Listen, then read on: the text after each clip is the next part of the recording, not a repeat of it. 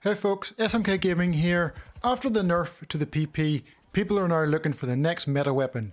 There's been many suggestions around, however, through my investigations, through my analysis and testing, there's only one choice here, and it's the AK-24. But we are going to compare it to the other assault rifles and why it stands out above the other assault rifles. We will be comparing the recoil patterns as well as the spread patterns. Additionally, we'll also be looking at the attachments that make the AK stand out also.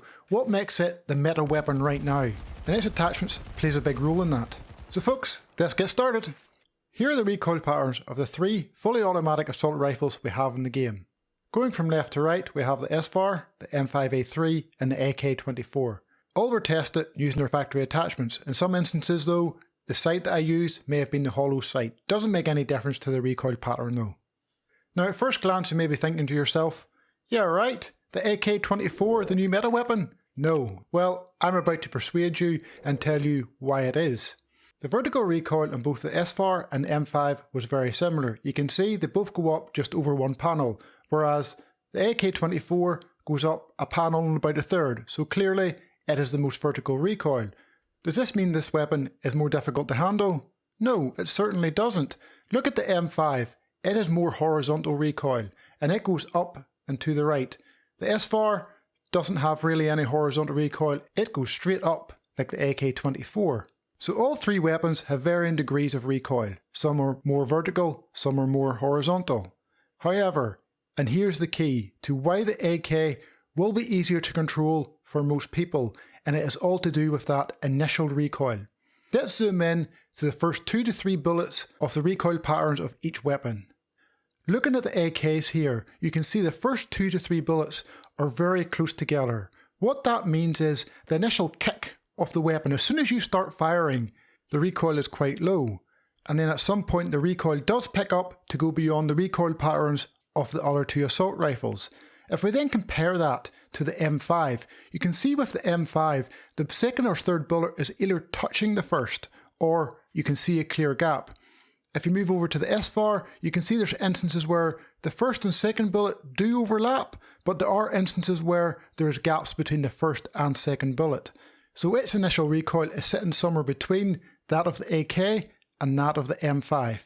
So here we have a situation where the AK has the most vertical recoil, but the initial recoil of it is a lot less compared to that of the other two assault rifles.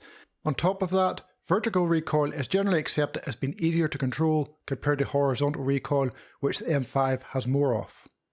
Now we're going to move over to the spread patterns that we did. These spread patterns were done with the same weapons once again, 25 meters away from the wall. So when we look at these comparisons here, I think it's very clear to see that the M5, the one at the centre of the screen, it is the worst spread. Then the SFAR at the top and the AK-24 at the bottom, they do look quite similar. However, I would give it to the AK because it's got 30 bullets, the SFAR only had 20. On top of that, I was always aiming for the central part of the panel. If you look at the AK patterns, they are all pretty much in a nice straight line, and they're all quite uniform as well. They're more uniform compared to the SFAR ones, which are, yeah, every single one of those patterns are quite different, and some of the patterns are a bit higher up compared to the others, which highlights I was struggling to control the recoil a little bit whenever I was firing the weapon.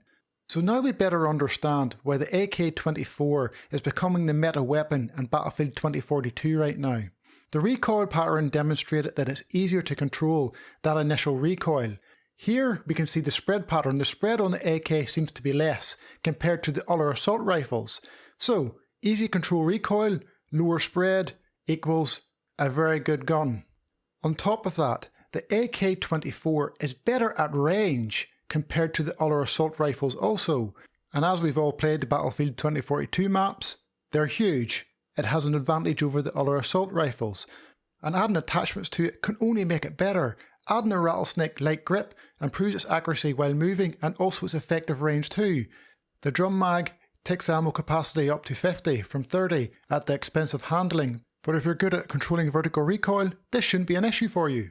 I highly recommend you try out this weapon now folks. Of course, try out your various attachments, see what works for you, but this weapon is going to be the next big thing in Battlefield 2042.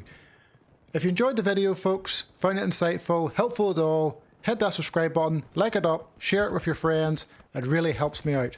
I'm SMK Gaming, stay safe out there folks, and I'll catch you again in the next one.